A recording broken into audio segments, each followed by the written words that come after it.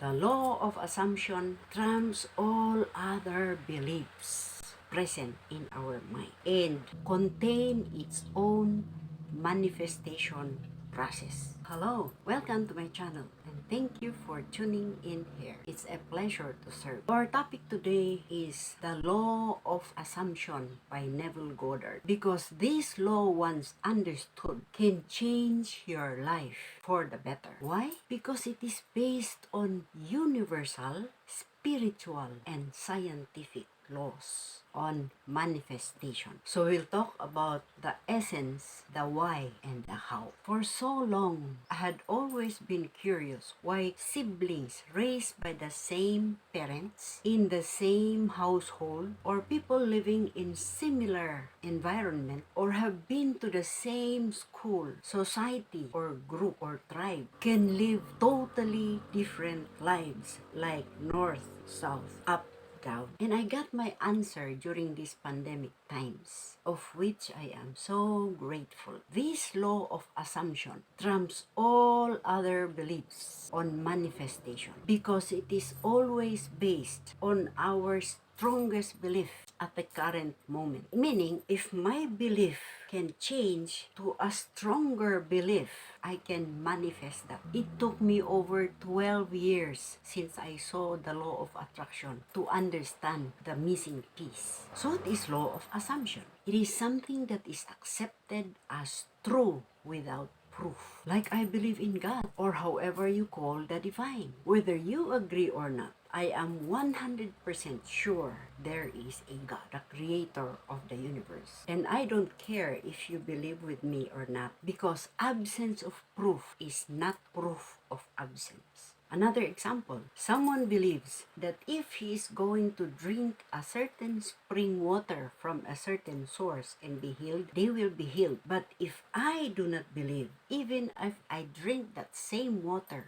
I will not be healed, because everything boils down to assumption. Manifestation, on the other hand, is defined as the act of becoming, or the act of being seen or realized or show up. So whatever is assumed to be so has to manifest in divine timing, because we have to allow for gestation period to happen. Like when you plant a seed, you wait for the seed to germinate, grow up. Or perfect example, when the sperm hits the egg, gestation starts. And for humans, it's 9 months. For dogs, it's about 2 months. For horses, it's 12 months. For elephants, it's 2 years. How big is your dream? The gestation period differs. So don't ever believe in overnight success. They did their work before it happened. But we must persist in that belief until it is manifested, because any doubt will destroy the manifestation.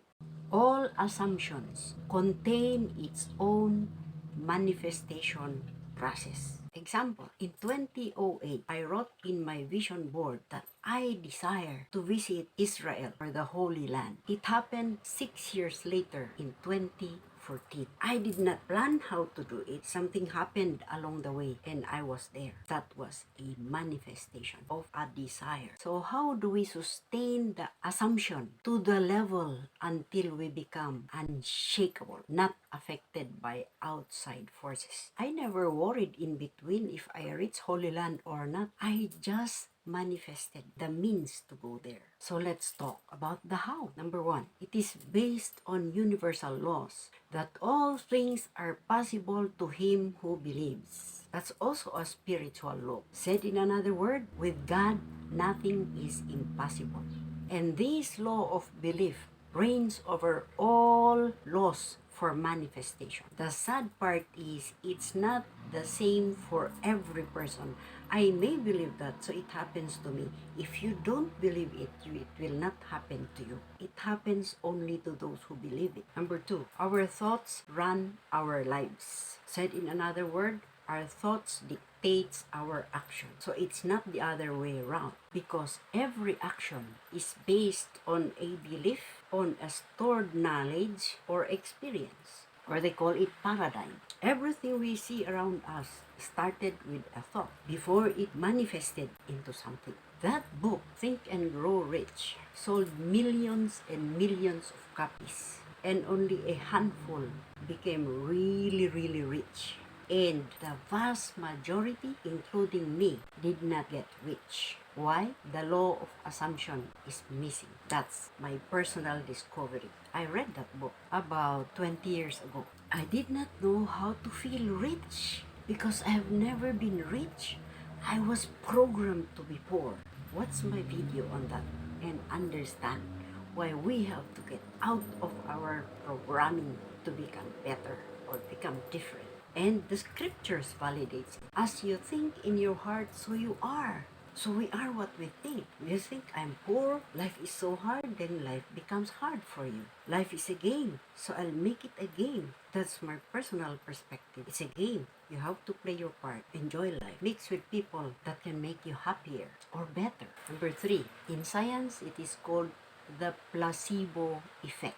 It's a phenomenon where patients are given a sugar pill which does not really contain anything, or given a pseudo or a false operation, but 80 to 90% of patients, when they get this, gets healed.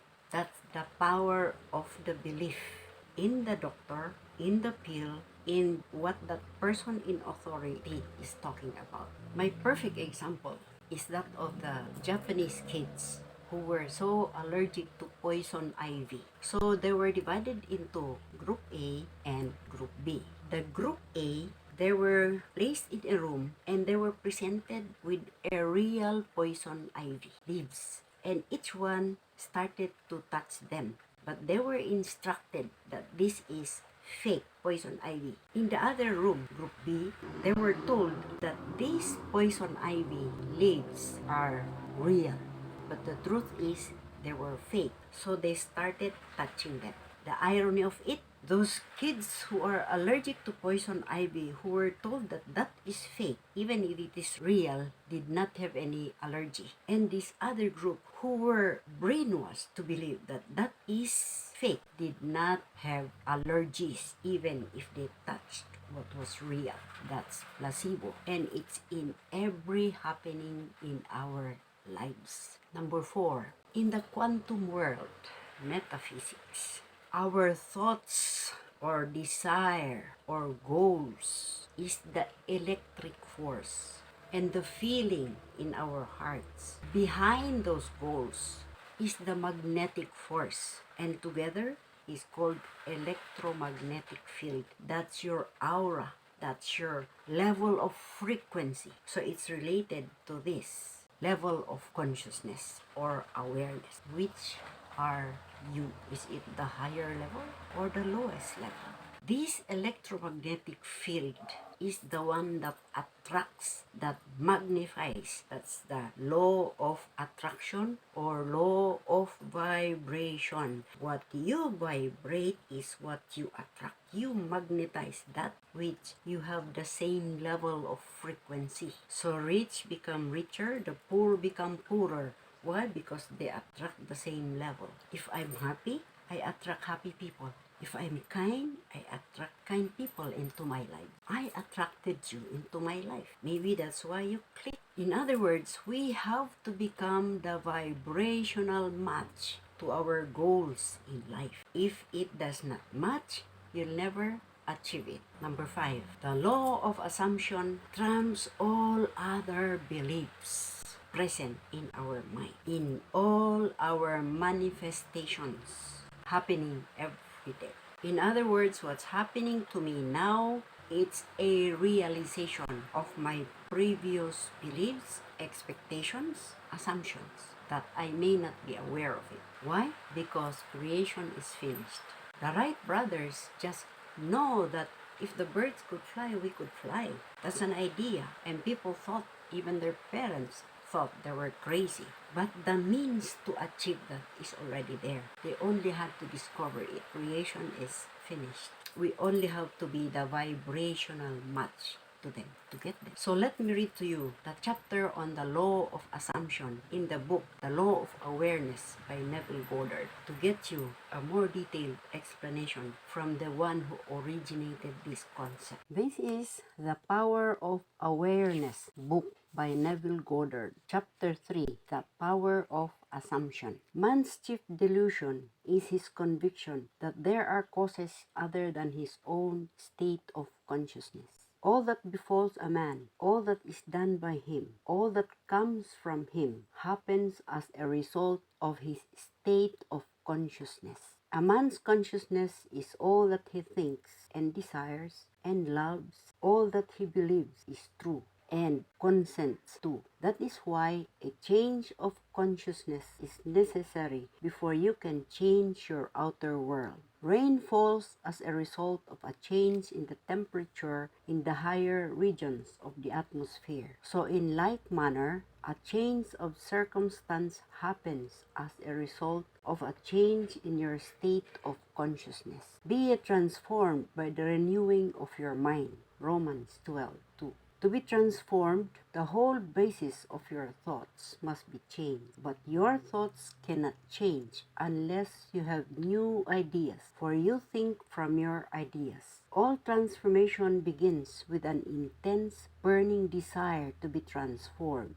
The first step in the renewing of the mind is desire. You must want to be different and intends to be before you can begin to change yourself. Then you must make your future dream a present fact. You do this by assuming the feeling of your wish fulfilled. By desiring to be other than what you are, you can create an ideal of the person you want to be and assume that you are already that person. If this assumption is persisted in until it becomes your dominant feeling, the attainment of your ideal is inevitable. The ideal you hope to achieve is always ready for an incarnation. But unless you yourself offer it human parentage, it is incapable of birth. Therefore, your attitude should be one in which, having desired to express a higher state, you alone accept the task of reincarnating this new and greater value of yourself. In giving birth to your ideal, you must bear in mind that the methods of mental and spiritual knowledge are entirely different. This is a point that is truly understood by probably not more than one person in a million. You know a thing mentally by looking at it from the outside, by comparing it with other things, by analyzing it and defining it, by thinking of it. Whereas you can know a thing spiritually only by becoming it, only by thinking from it. You must be the thing itself, not merely talk about it or look at it. You must be like the moth in search of his idol, the flame, who spurs with true desire, plunging at once into the secret fire, folding his wings within, till he becomes one color and one substance with the flame. He only knew the flame who in it burned, and only he could tell who will never to tell returned. Just as the moth in his desire to know the flame was willing to destroy himself, so must you, in becoming a new person, be willing to die to your present self. You must be conscious of being healthy if you are to know what health is. You must be conscious of being secured if you are to know what security means. Therefore, to incarnate a new and greater value of yourself, you must assume that you already are what you want to be, and then live by faith in this assumption, which is not yet incarnate in the body of your life, in confidence that this new value or state consciousness will become incarnate through your absolute fidelity to the assumption that you are that which you desire to be. This is what wholeness means, what integrity means. They mean submission of the whole self to the feeling of the wish fulfilled, in certainty that that new state of consciousness is the renewing of the mind, which transforms. There is no order in nature corresponding to this willing submission of the self to the ideal beyond self. Therefore, it is the height of folly to express the incarnation of a new and greater concept of self to come about by natural evolutionary process. That which requires a state of consciousness to produce its effect obviously cannot be effected without such a state of consciousness. And in your ability to assume the feeling of a greater life, to assume a new concept of yourself, you possess what the rest of nature does not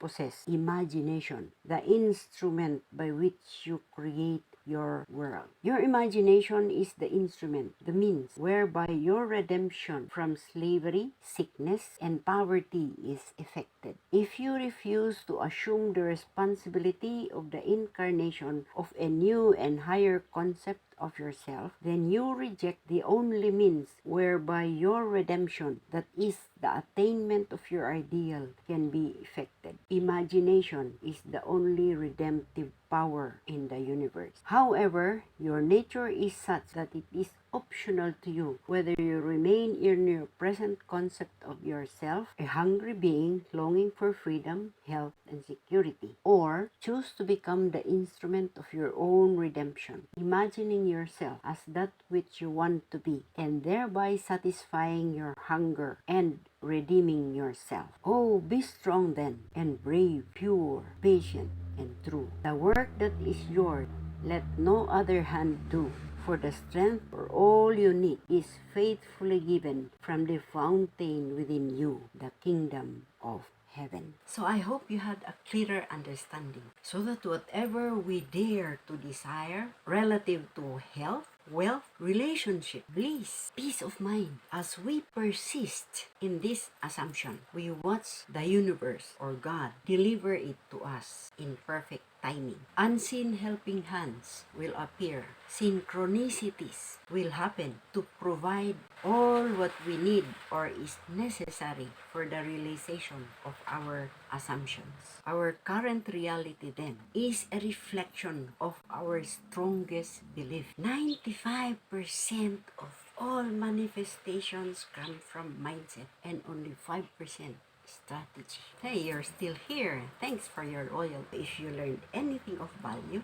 please comment below and share this to others you honestly think needs these ideas also. To spread awareness is not what you gather, it's what you scatter along the road in life, that we are remembered and evidence that we truly care for humanity. I highly appreciate your generosity and kindness. If you'd please click the like button below and subscribe to my channel for more videos to enhance the body, the mind, and spirit confidence for all viewers. Thank you so much. See you next video. I love you.